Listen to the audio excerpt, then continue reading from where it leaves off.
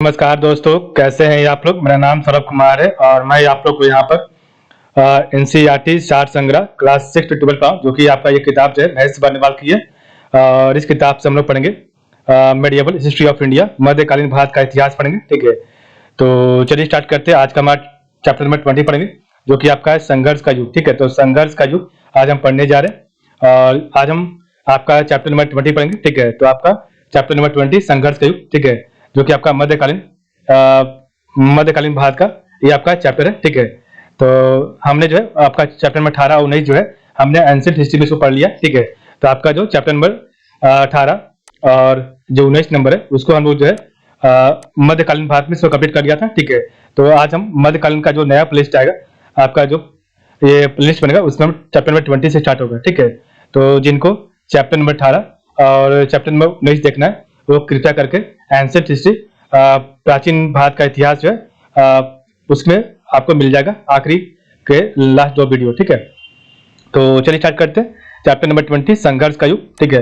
तो देखिए आपके सामने चैप्टर नंबर 20 आ गया और इसका पार्ट नंबर है। ठीक है, तो पहला पार्ट और इसका पहला वीडियो आएगा। ठीक है, तो पहला वीडियो चैप्टर नंबर 20 का, तो चैप्टर नंबर 20 आपका संघर्ष का युग। ठीक है, तो आज हम पढ़ेंगे आपका संघर्ष का युग। ठीक है, तो लगभग 1000 ईस्वी से लेकर 1200 ईस्वी तक। ठीक है, तो लगभग 1000 ईस्वी से लेके 1200 ईस्वी तक। ठीक है,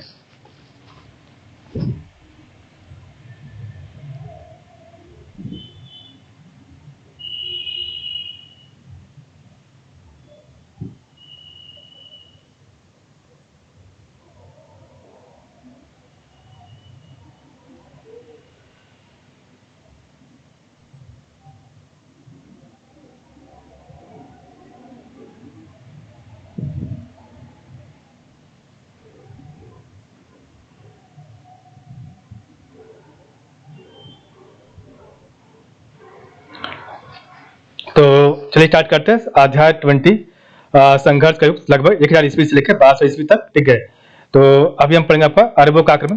तो आपका अरबों का आक्रमण कैसे हुआ पढ़ते हैं। तो अरबों का आक्रमण आपका जो है 1009 ईस्वी से पहले। ठीक है, तो आपका 1009 ईस्वी से पहले अरबों का आक्रमण में क्या था उसके बारे में पढ़ते हैं।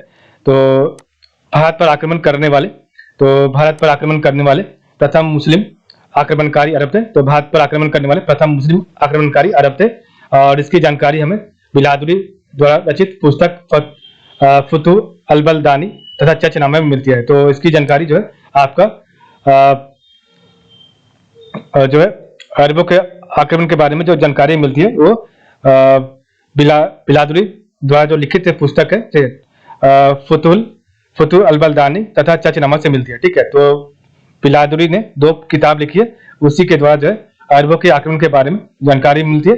एक आपका किताब का नाम है फुतुह अल-बलदानी और एक आपका चचनामा। ठीक है, नेक्स्ट आपका है भारत पर प्रथम मुस्लिम आक्रमणकारी मोहम्मद बिन कासिम था और जिसने 712 ईस्वी में सिंह के राजा दाहिर को पराजित कर ठट्टा के पास देवल बंदरगाह को जीत लिया था। ठीक है, तो भारत पर प्रथम मुस्लिम आक्रमणकारी मोहम्मद बिन कासिम था जिसने 712 ईस्वी में सिंह के राजा दाहिर को हराकर ठट्टा के पास देवल बंदरगाह को जीत लिया था और इस युद्ध को रावर का युद्ध कहते हैं। ठीक है, तो इस युद्ध को रावर का युद्ध भी कहा जाता है। ठीक है, नेक्स्ट आपका है तुर्कों का आक्रमण। ठीक है, तो तुर्कों का आक्रमण तो मतलब कि तो सबसे पहले आपका अल्पतगिन।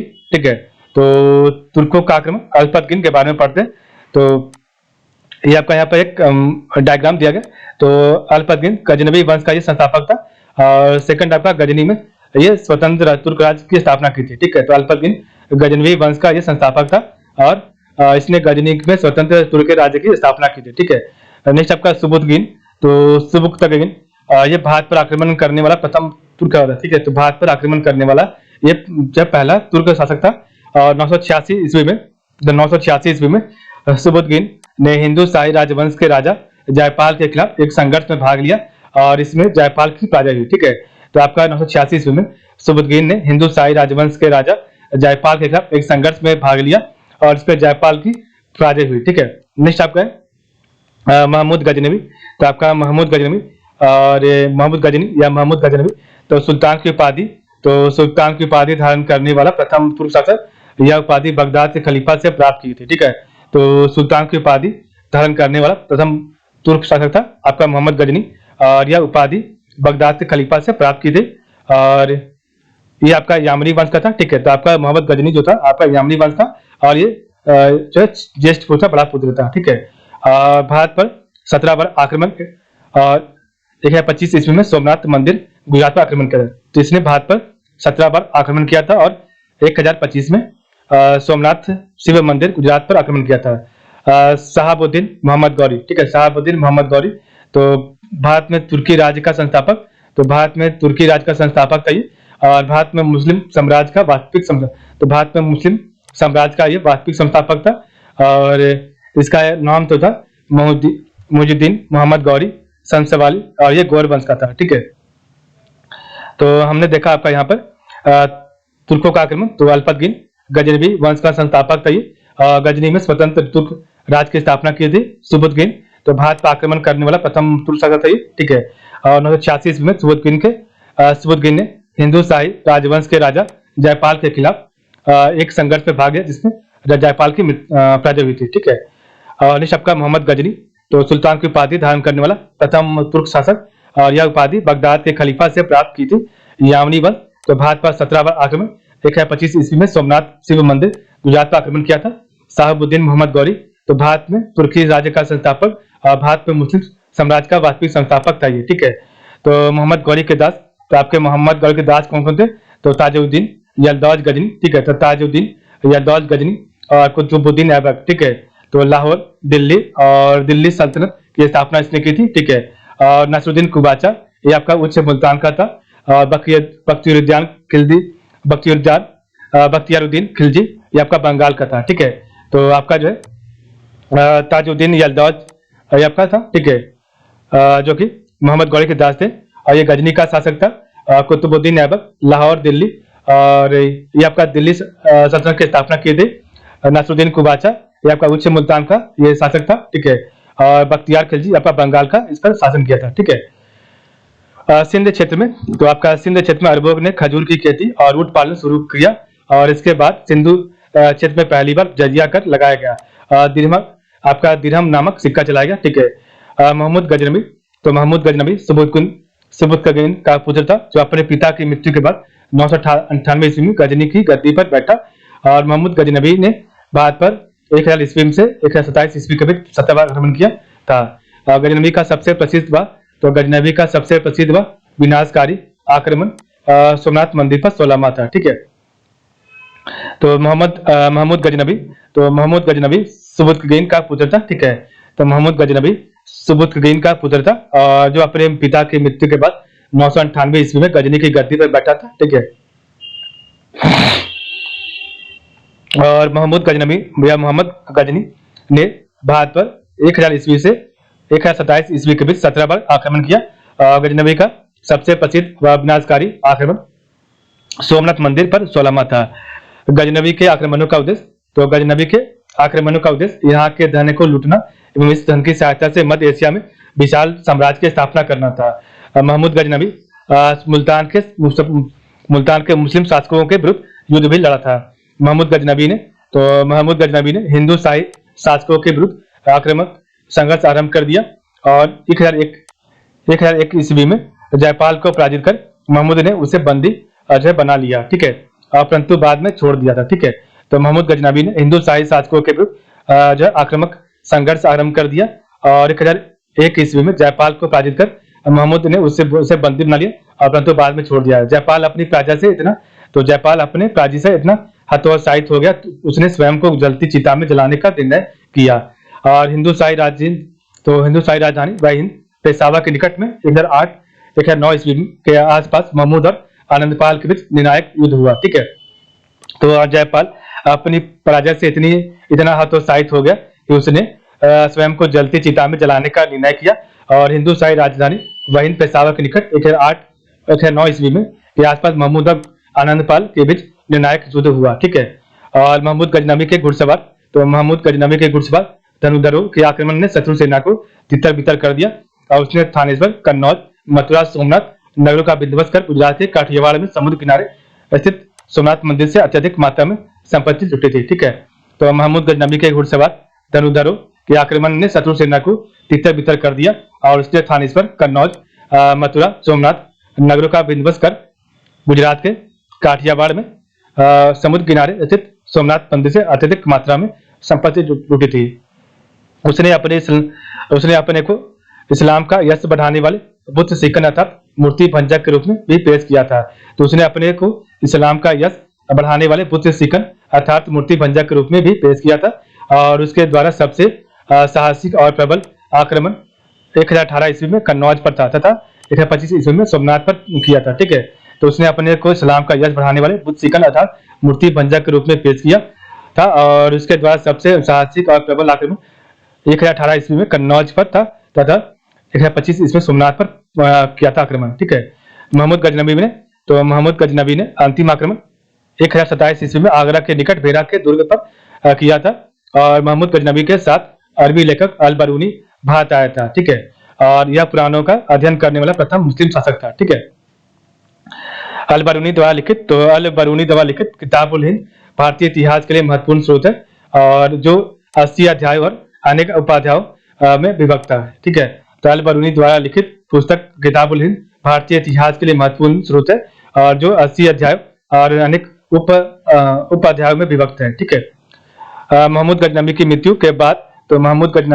बाद जो सेल्जुकों के शक्तिशाली साम्राज्य की स्थापना हुई। ठीक है, तो मोहम्मद गजनबी की मृत्यु के बाद सेल्जुकों के शक्तिशाली साम्राज्य की स्थापना हुई। ठीक है, नेक्स्ट आपका राजपूत राज।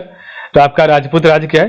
तो उत्तर भारत में कई राजपूत राज्यों का उदय हुआ और इनमें कन्नौज के गढ़वाल, मालवा के परमार और अजमेर के चौहान सबसे महत्वपूर्ण है। तो उत्तर भारत में कई जो राजपूत राज्यों का उदय हुआ और इनमें कन्नौज के गढ़वाल, मालवा के परमार और अजमेर और के चौहान सबसे महत्वपूर्ण थे। ठीक है, राजपूत समाज का आधार कुल कहलाता था और प्रत्येक कुल अपने को एक सम्मान पूर्वज का वंशज बताता था। 10वीं और 12वीं सदियों के बीच मध्य के काल को उत्तर भारत में मंदिर निर्माण का चरमोत्कर्ष काल माना जाता है और इस युग में मंदिर निर्माण की जिस शैली ने प्रधानता प्राप्त की वह नागर शैली कहलाती है। ठीक है, और इस शैली के मंदिरों के निर्माण के मुख्य केंद्र उत्तर भारत और दक्कन थे। ठीक है, और इस शैली के मंदिरों के सबसे अच्छे उदाहरण मध्य प्रदेश में खजुराहो के मंदिर और उड़ीसा में भुवनेश्वर मंदिर है। ठीक है, और इस शैली के संपूर्ण विशेषताओं को खजुराहो के पार्श्वनाथ मंदिर, विश्वनाथ मंदिर और कंदरिया महादेव मंदिर परिचित है।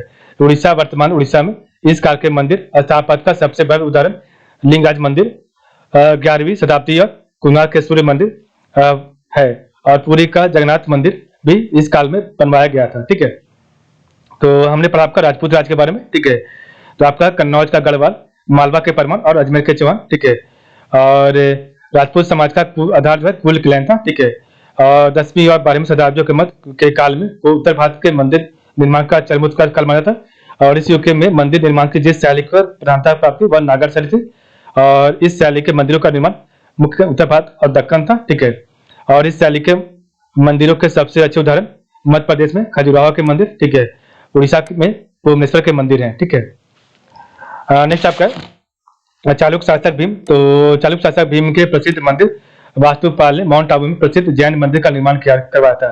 तो चालुक्य शासक भीम के प्रसिद्ध मंदिर वास्तुपाल ने माउंट आबू में प्रसिद्ध जैन मंदिर का निर्माण करवाया था। ठीक है, 1173 ईस्वी में शहाबुद्दीन मोहम्मद जो मुजुद्दीन बिन शाम के नाम से भी जाना जाता था गजनी के सियासत में बैठा था। तो 1173 ईस्वी में शहाबुद्दीन मोहम्मद जो मुजुद्दीन बिन शाम के नाम से भी जाना जाता था गजनी के सियासत में बैठा और मोहम्मद गौरी ने भारत पर आक्रमण 1175 ईस्वी में मुल्तान पर किया था जिसके बाद 1178 ईस्वी के गुजरात आक्रमण के समय वहां के शासक भीम द्वितीय मूल राज ने मोहम्मद गौरी को बंदी बना लिया लेकिन बाद में उसे रिहा कर दिया और यह मोहम्मद गौरी की भारत में प्रथम जो पराजय थी। ठीक है, जिस समय मुजुद्दीन मोहम्मद मुल्तान और कच्छ को परमार्जित कर रहा था उसी समय मात्र 14 साल की एक किशोर अजमेर के सियासत में बैठा और जिसका नाम था पृथ्वीराज तृतीय। और पृथ्वीराज तृतीय 1178 से लेकर 1192 ने बुंदेलखंड क्षेत्र पर आक्रमण कर महोबा की लड़ाई में चंदेल शासकों को पराजित किया था और इसी युद्ध में महोबा की रक्षा करते हुए आला और उदल नामक दो भाई वीरगति प्राप्त कर लोकहित के नायक बने थे। ठीक है, नेक्स्ट आपका है तराइन की लड़ाई। तो मोहम्मद गौरी और पृथ्वीराज तृतीय के मध्य संघर्ष की शुरुआत तबरहिंद बटिंडा पर दोनों के अधिकार को लेकर हुई और 1191 ईस्वी में तराइन के प्रथम युद्ध में गौरी की सेना पूरी तरह पराजित हुई। तो मोहम्मद गौरी और पृथ्वीराज तृतीय के मध्य संघर्ष की शुरुआत बठिंडा पर दोनों के अधिकार को लेकर हुई और 1191 में तराइन के प्रथम युद्ध में जो गौरी की सेना पूरी तरह पराजित हुई। सन 1192 की तराइन की द्वितीय लड़ाई में उसने 1,20,000 सैनिकों के साथ कूच किया और इसमें 10,000 घुड़सवार धनुर्धारी सभी शामिल थे। तुर्क सेना का श्रेष्ठ संगठन श्रेष्ठ संगठन और बेहतर गतिशीलता निर्णायक सिद्धू और भारतीय सैनिक बड़ी संख्या में मारे गए। पृथ्वीराज को सरस्वती नदी के निकट बंदी बना लिया गया और पृथ्वीराज को कुछ साल तक अजमेर पर शासन करने दिया गया और इसके कुछ ही देर बाद पृथ्वीराज को षड्यंत्र करने के आरोप में मृत्युदंड दे दिया गया। तराइन के युद्ध का वर्णन मिन्हाज-उस-सिराज में किया गया। तो तराइन के युद्धों का वर्णन मिन्हाज-उस-सिराज में किया गया। मोहम्मद गौरी ने दिल्ली और अजमेर पर नियंत्रण कर भारत में मुस्लिम साम्राज्य की नींव डाली और मोहम्मद गौरी को भारत में मुस्लिम साम्राज्य के वास्तविक संस्थापक माना जाता है। ठीक है, नेक्स्ट आपका तराइन के युद्ध। तो तराइन के युद्ध के बाद मोहम्मद गौरी गजनी लौटा तथा भारत का राजकाज अपने विश्वस्त गुलाम कुतुबुद्दीन ऐबक को सौंप दिया। ठीक है, तो तराइन के युद्ध के बाद मोहम्मद गौरी गजनी लौटा तथा भारत का राजकाज अपने विश्वस्त गुलाम कुतुबुद्दीन ऐबक को सौंप दिया।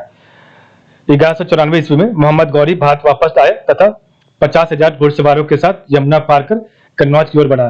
कन्नौज के निकट चंदावर नामक स्थान पर गौरी और जयचंद के मध्य युद्ध हुआ और इस युद्ध में जयचंद जो है पराजित हुआ। ठीक है, तो 1194 ईस्वी में मोहम्मद गौरी भारत वापस आया तथा 50,000 घुड़सवारों के साथ यमुना पार कर कन्नौज की ओर बढ़ा और कन्नौज के निकट चंदावर नामक स्थान पर गौरी और जयचंद के मध्य युद्ध हुआ। इस युद्ध में जयचंद पराजित हुआ। ठीक है, तराइन और चंदावर की लड़ाइयों ने भारत में तुर्क शासन की नींव डाली।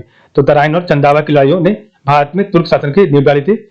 मोहम्मद गौरी ने 1206 ईस्वी में भारत पर अंतिम बार आक्रमण किया और उसने खोखरों की बड़ी संख्या में हत्या करके उनके विद्रोह का दमन कर दिया।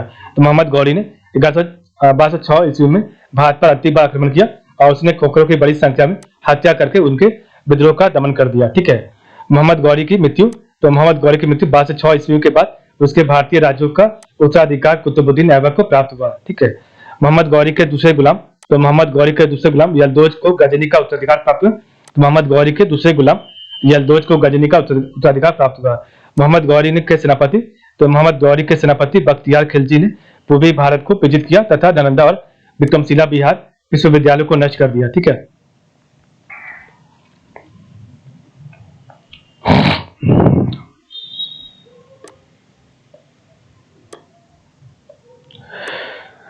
कुतुबुद्दीन ऐबक को भारत का नेतृत्व सौंपकर वापस अपने गृह प्रांत की ओर जाते समय मोहम्मद गौरी की दमयक नामक स्थान पर 15 मार्च 1206 को हत्या कर दी गई। ठीक है, तो इस प्रकार हमने पढ़ा आपका चैप्टर नंबर 20। ठीक है, तो आपका यहाँ पर चैप्टर नंबर 20 समाप्त हो गया। ठीक है, कल हम आपका चैप्टर नंबर 21 पढ़ेंगे। ठीक है, तो यहाँ पर थोड़ा सा मेरा गला दर्द कर रहा है इसलिए मैं ढंग से नहीं बोल पा रहा हूँ। ठीक है, तो मेरा थोड़ा सा यहाँ पर गला जो है दर्द कर रहा है, तो जब सही हो जाएगा तो मैं अच्छे से आराम से पढ़ाऊंगा। ठीक है, तो दर्द होने की वजह से मेरा जो आवाज है वो साफ नहीं आ रहा।